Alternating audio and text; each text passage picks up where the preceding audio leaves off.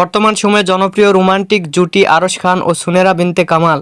দিন দিন বাংলা নাটকের জনপ্রিয়তা বেড়ে চলেছে, সেই ধারাবাহিকতায় আবারও নতুন নাটক নিয়ে হাজির হয়েছেন জনপ্রিয় এই জুটি। নাটকটির নাম ভুল নাকি প্রেম। এই নাটকটিতে অভিনয় করেছেন বর্তমান সময়ের আলোচিত অভিনেতা আরশ খান ও আলোচিত অভিনেত্রী সুনেরা বিনতে কামাল। এই নাটকটি রচনা ও পরিচালনা করেন ইমরাউল রাফাত।